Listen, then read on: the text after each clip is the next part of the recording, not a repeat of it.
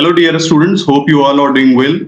सो आगे बढ़ते हैं और मैक्रो इकोनॉमिक्स का जो नेक्स्ट डिस्कशन है वो है गवर्नमेंट बजट।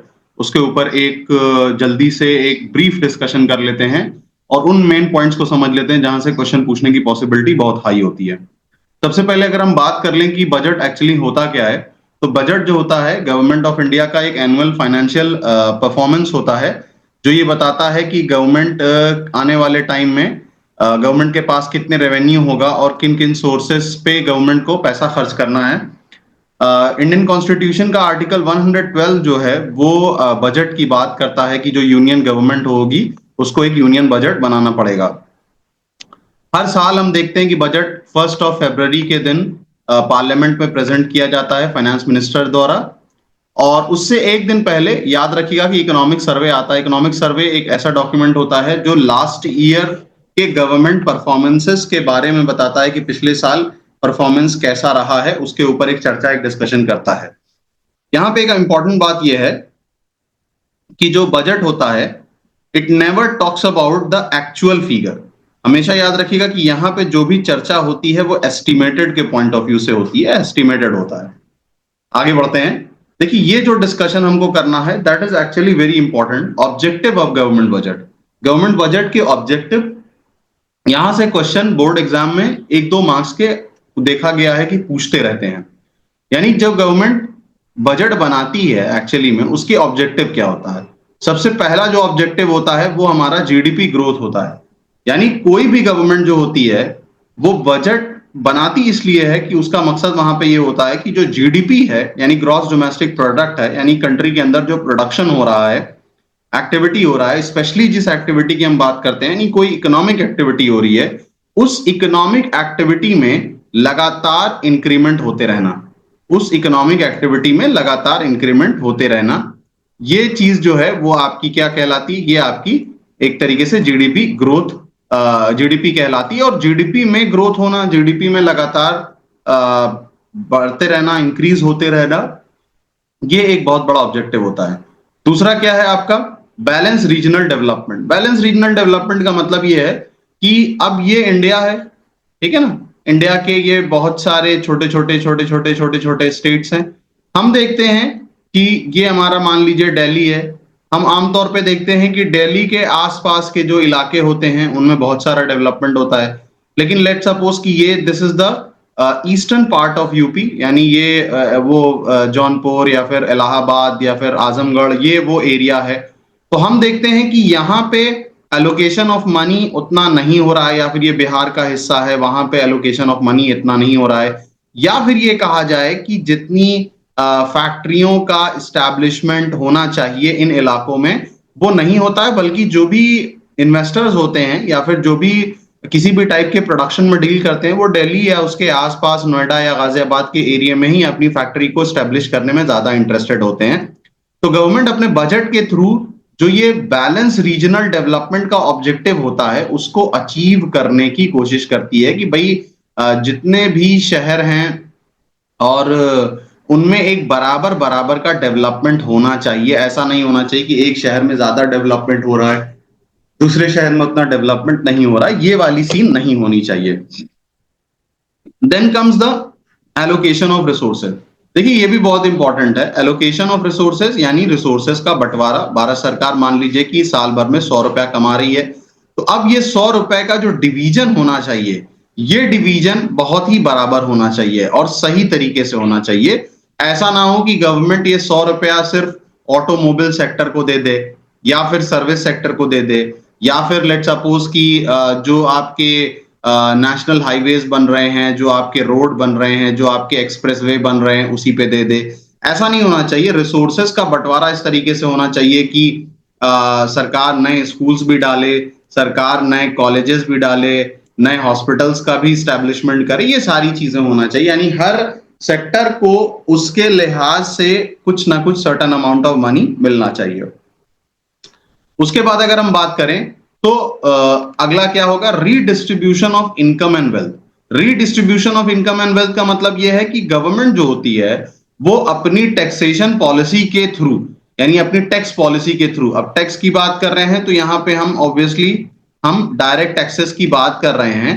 साइमल्टेनियसली यहां पे हम इनडायरेक्ट टैक्सेस की बात कर रहे हैं। अब कैसे कर रहे हैं अभी मैं आपको समझाता हूं। तो redistribution of income and wealth का मतलब ये कि गवर्नमेंट जो होती है अपनी टैक्सेशन पॉलिसी के थ्रू इनकम का जो बंटवारा होता है, वेल्थ का जो बंटवारा होता है, उसको सही तरीके से करने की कोशिश करती है, उसको फिर से रीडिस्ट्रीब्यूट करती है।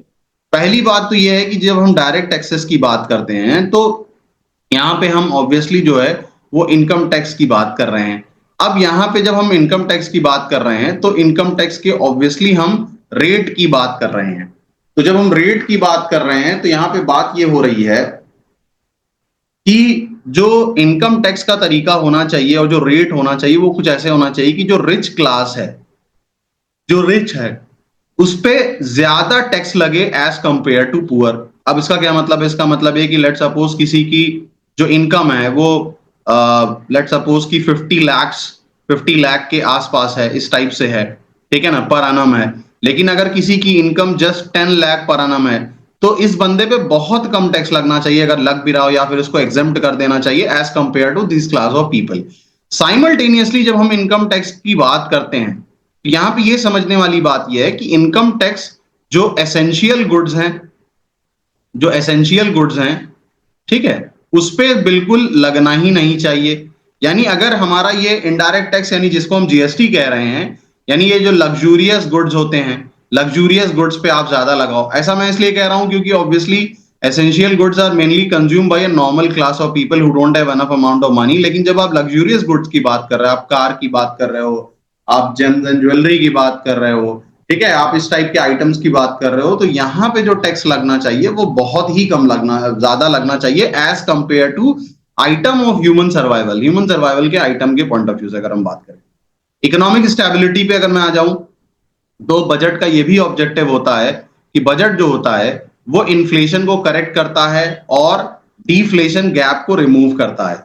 यानी बजट इस टाइप से होना चाहिए कि जहां पे अगर इन्फ्लेशन हो गया है, यानी जो आपकी प्राइजेस हैं वो इंक्रीज हो गई हैं, तो जो बजट हो वो प्राइजेस को कंट्रोल कर सके। और इकोनॉमी जहां पे बहुत ही एक तरीके से कहा जाए कि डोरमेंट स्टेज पे चली गई है, वहां से इकोनॉमी को कहीं ना कहीं वापस लाया जा सके। यानी इकोनॉमी यहाँ पे बिल्कुल एक तरीके से आप कह सकते हो कि बिल्कुल सुस्त पड़ गई है, उसमें किसी भी तरीके की हलचल नहीं रह गई है और एकदम एक किसी भी टाइप की एक्टिविटी परफॉर्म करने में काफी दिक्कत हो रही है। तो बजट का ऑब्जेक्टिव होता है कि सबसे पहले तो इन्फ्लेशन को कंट्रोल करे, प्राइसेस बहुत ज्यादा शूट अप ना हो, साइमल्टेनियसली इकोनॉमी जो एक डिफ्लेशनरी सिचुएशन में चली गई है वो कहीं ना कहीं उसको वापस लाके नॉर्मल सिचुएशन में लाया जाए। ओके डियर स्टूडेंट्स, आगे बढ़ते हैं। यहाँ पे एक अगला जो टॉपिक जो बजट के पॉइंट ऑफ व्यू से बहुत इंपॉर्टेंट है, स्ट्रक्चर ऑफ बजट या कंपोनेंट ऑफ बजट पे बात कर लें। तो जो इंटायर बजट होता है उसके दो पार्ट होते हैं, एक तो रिसीट कॉलम होता है, दूसरा उसका एक्सपेंडिचर कॉलम होता है। अब रिसीट कॉलम की बात करें तो budget receipt refers to the estimated money receipt of the government from all the sources during the fiscal year. यानी अगर हम बजट रिसीट की बात करें तो बात यह है कि बजट रिसीट वो अमाउंट होता है जो गवर्नमेंट एक तरीके से आप कह सकते हो कि पूरे साल गवर्नमेंट रिसीव करती है डिफरेंट डिफरेंट सोर्सेस से। इसके दो पार्ट होते हैं, एक तो रेवेन्यू रिसीट होता है और दूसरा आपका कैपिटल रिसीट होता है। बजट एक्सपेंडिचर की बात करें तो it refers to the estimated expenditure of the government during the fiscal year. जिस तरीके से रिसीट में आप देखते हो कि बड़े पैमाने पे आप एक्सपेक्ट करते हो कि अलग अलग सोर्सेस से you will be receiving certain amount of money, तो बजट एक्सपेंडिचर में भी ऐसा होता है कि आपने एक्सपेक्ट कर रखा है that the government has to make expenditure on different sources.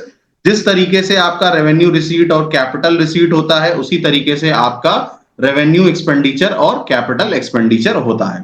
अब आगे बढ़ते हैं, पहले हम रेवेन्यू रिसीट को डिस्कस कर लेते हैं। रेवेन्यू रिसीट का मतलब यह है कि these are those received which do not cause any corresponding liability nor causes any reduction in the asset of the government. अब देखिए रेवेन्यू रिसीट की जब हम बात कर रहे हैं तो रेवेन्यू रिसीट वो रिसीट है जिसकी वजह से एक तरीके से कोई भी प्रकार की लायबिलिटी इंक्रीज नहीं होती है, ना ही इस पैसे के मिलने की वजह से आपका एसेट रिड्यूस होता है। उसके बाद अगर हम बात करें रेवेन्यू रिसीट की तो उसको दो पार्ट में डिवाइड किया गया है, टैक्स रिसीट और नॉन टैक्स रिसीट। दो पार्ट होते हैं, टैक्स रिसीट और नॉन टैक्स रिसीट। अब टैक्स रिसीट क्या होता है? टैक्स रिसीट आपका कंपलसरी पेमेंट होता है जो गवर्नमेंट को मिलता है हाउस होल्ड, फर्म या फिर किसी इंस्टीट्यूशन द्वारा। जैसे मान लीजिए यहाँ पे डायरेक्ट टैक्स वगैरह की बात की जा रही है कि डायरेक्ट टैक्स जो पब्लिक डिपॉजिट करती है या फर्म डिपॉजिट करते हैं, वो आपका डायरेक्ट टैक्स रिसीट में पार्ट हो जाता है। अब ये जो टैक्स रिसीट मिलती है, इसमें ना ही गवर्नमेंट की किसी भी प्रकार की लायबिलिटी इंक्रीज हो रही है, ना ही एसेट डिक्रीज हो रही है। नॉन टैक्स रिसीट जो होती है वो अदर सोर्सेस से पैसा जो सरकार को मिलता है। अब टैक्स रिसीट की अगर हम बात करें, ये पुराना डेटा है, जो लास्ट ईयर का डेटा है, उस पर हम चर्चा ज्यादा नहीं करेंगे। बस मेन चीज ये है कि प्रोग्रेसिव टैक्स क्या होता है। प्रोग्रेसिव टैक्स वो होता है जहां पे लोगों की इनकम के हिसाब से आपका टैक्सेस बढ़ता जाता है, यानी आपकी इनकम का लेवल इंक्रीज होता जा रहा है और आपका टैक्स जो होगा वो पीछे पीछे पीछे पीछे बढ़ता जाएगा। रिग्रेसिव टैक्स उल्टा पड़ता है, यानी a tax is said to be regressive when it causes a greater real burden on the poor than the rich। यहाँ पे उल्टा चलता है, यानी जो अमीर है उसको कम टैक्स लगेगा, जो गरीब है उसको ज्यादा टैक्स लगेगा। वैट की अगर हम बात करें, वैल्यू एडेड टैक्स की बात करें, तो it refers to those taxes which are imposed at the various stage of production। यानी जो अलग अलग स्टेजेस ऑफ प्रोडक्शन पे आपका लगता था, ये पुराना इनडायरेक्ट टैक्सेस का एक सिस्टम था जो चला रहा था। उसके बाद अगर हम डायरेक्ट टैक्सेस की बात करें, तो डायरेक्ट टैक्सेस वो टैक्सेस होते हैं जिसके बर्डन को आप किसी और को शिफ्ट नहीं कर सकते हो। ये पिक्चर देख के आप समझ सकते हो कि डायरेक्ट टैक्स अल्टीमेटली आप ही के पास आएगा। Ultimately you have to take the burden of direct tax, जैसे अगर हम बात करें इनकम टैक्स की तरफ। अच्छा, उसके बाद यहाँ पे इनडायरेक्ट टैक्सेस में अगर हम देखें तो क्या है, these are those taxes the burden of which can be pass to someone else. GST की जो बात की जा रही है, ठीक है। तो यहाँ पे जो हम डिस्कशन कर रहे थे, मैं फिर से आपको समझा दे रहा हूं, टैक्स रिसीट और non tax receipt. Tax receipt में progressive tax, regressive tax, VAT, direct tax, indirect tax, ये सारी चीजों को चर्चा कर रहे थे, जिसमें प्रोग्रेसिव और रिग्रेसिव एक सिस्टम ऑफ डायरेक्ट टैक्सेस होता है, जिसमें मैं बता रहा था कि इनकम बढ़ेगी तो टैक्स बढ़ेगा, इनकम घटेगी तो टैक्स घटेगा, या फिर इनकम के बढ़ने से टैक्स घट जाएगा, या इनकम के घटने से टैक्स बढ़ जाएगा। और वैट जो था वो आप याद रखिएगा कि VAT was actually a form of GST, मतलब जीएसटी से पहले वैट एक टाइप ऑफ इनडायरेक्ट टैक्स चला करता था। अब आ जाते हैं नॉन टैक्स रिसीट पे, जिसके बारे में मैं बात कर रहा था, यानी वो तरीका जहां से सरकार को पैसा मिलता है अदर देन द टैक्स। तो सबसे पहला इसमें क्या आ जाएगा, सबसे पहला तो आपका फीस आ जाता है, यानी गवर्नमेंट की बहुत सारी सर्विसेज जो आप अवेल करते हो, उस सर्विसेज को अवेल करने के लिए you have to pay certain amount of fees to the government. जैसे मान लीजिए लैंड रजिस्ट्रेशन फीस हो गया, बर्थ एंड डेथ सर्टिफिकेट हो गया, पासपोर्ट फीस, कोर्ट फीस, ये सारी चीजें।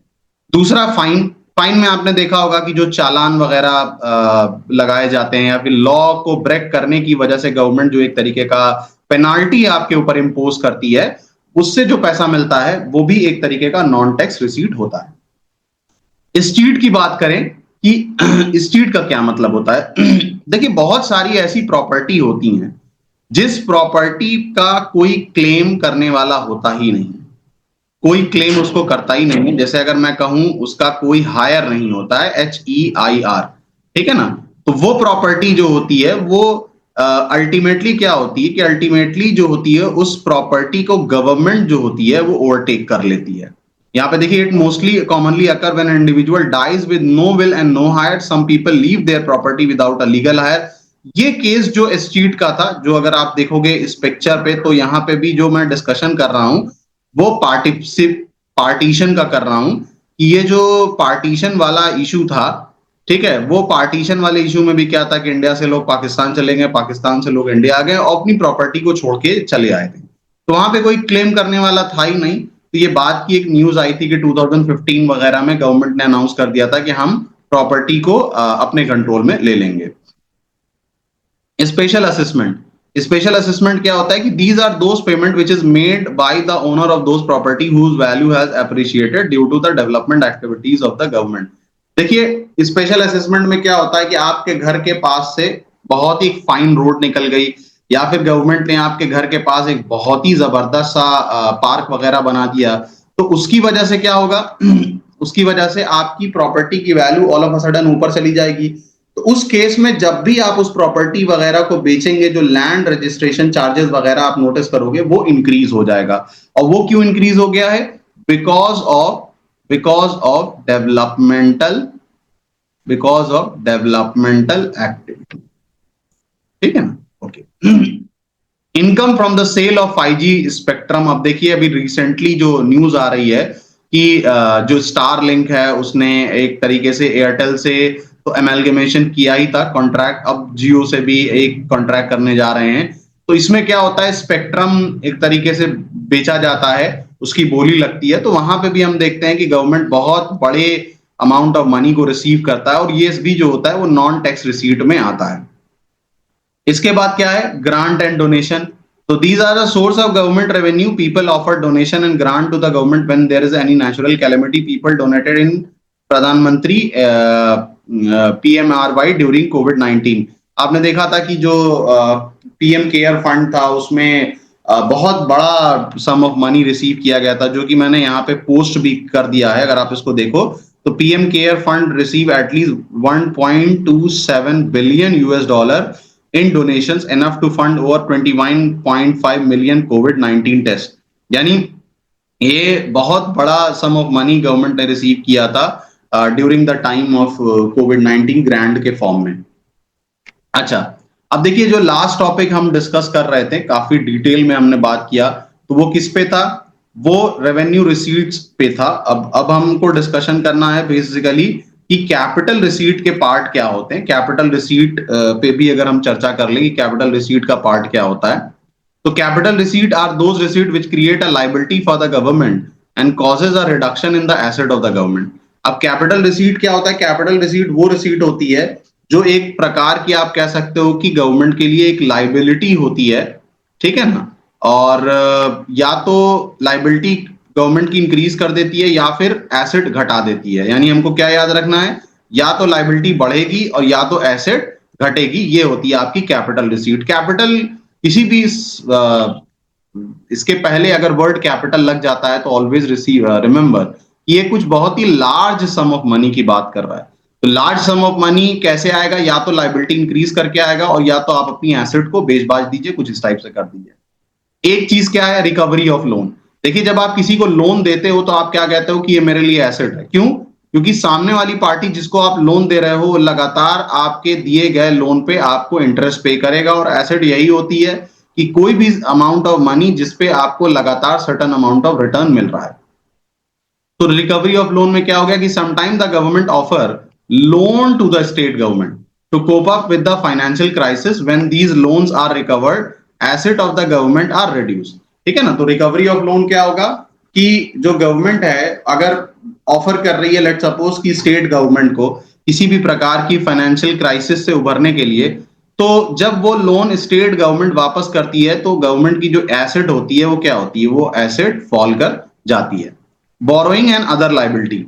अब यहां पे देखिए बोरोइंग एंड अदर लायबिलिटी होगी तो उसमें क्या होगा, उसमें भी हम देखते हैं कि लायबिलिटी आपकी इंक्रीज कर जाएगी। जैसे borrowing from the general public, एक बात तो ये है कि जो आप जनरल पब्लिक से बोरो कर रहे हो उसमें लायबिलिटी बढ़ेगी। आरबीआई से बोरो कर रहे हो उसमें लायबिलिटी बढ़ेगी। रेस्ट ऑफ द वर्ल्ड जैसे आईएमएफ और वर्ल्ड बैंक वगैरह से बोरो कर रहे हो तो उसमें भी हम देखते हैं कि लायबिलिटी के इंक्रीज होने के चांसेस बहुत होते हैं। उसके बाद आपका क्या आता है, अदर रिसीट। अदर रिसीट में क्या आएगा, अदर रिसीट में आपका इट इंक्लूड डिसइन्वेस्टमेंट। ये आपका डिसइन्वेस्टमेंट की यहाँ पे बात हो रही है कि जो डिसइन्वेस्टमेंट है, यानी जब आप अपनी पब्लिक सेक्टर को, पीएसयूज को सेल करते हो, तो पीएसयूज के सेल करने में क्या होता है, आपकी जो एसेट होती है वो ऑब्वियसली फॉल कर जाती है, ठीक है ना। Then disinvestment occurs when the government sell off its share of public sector enterprise to private sector. जो बात मैं कह रहा था वही है, अगर ये किया जाता है तो इसकी वजह से भी हम देखते हैं कि जो एसेट होता है वो फॉल कर जाता है। ओके, सो आगे बढ़ते हैं। तो यहाँ पे एक और टॉपिक छूट गया जिसको मैं ऐसे प्लेन डिस्कशन कर ले रहा हूं, वो है हमारा बजट रिसीट के बाद बजट एक्सपेंडिचर। बजट एक्सपेंडिचर के भी दो पार्ट थे, एक था आपका रेवेन्यू एक्सपेंडिचर और दूसरा है हमारा कैपिटल एक्सपेंडिचर। ओके, सो अब हम वन बाय वन बात कर लेते हैं और देख लेते हैं कि रेवेन्यू एक्सपेंडिचर क्या होता है और कैपिटल एक्सपेंडिचर क्या होता है।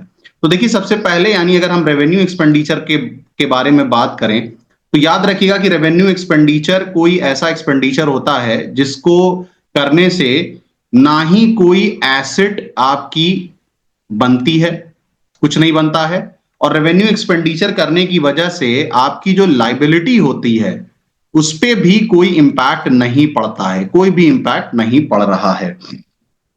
दूसरी बात, रेवेन्यू एक्सपेंडिचर जो होता है वो आपका रिकरिंग होता है, recurring in nature. Recurring in nature का मतलब होता है कि जो रेगुलर बेसिस पे किया जाए वो आपका रिकरिंग नेचर होता है। अगली बात यह है कि रेवेन्यू एक्सपेंडिचर कुछ ऐसे एक्सपेंडिचर होते हैं जो गवर्नमेंट की नॉर्मल फंक्शनिंग में बहुत हेल्प करती हैं। जैसे फॉर एग्जांपल अगर मैं बात करूं रेवेन्यू एक्सपेंडिचर की, तो गवर्नमेंट सैलरी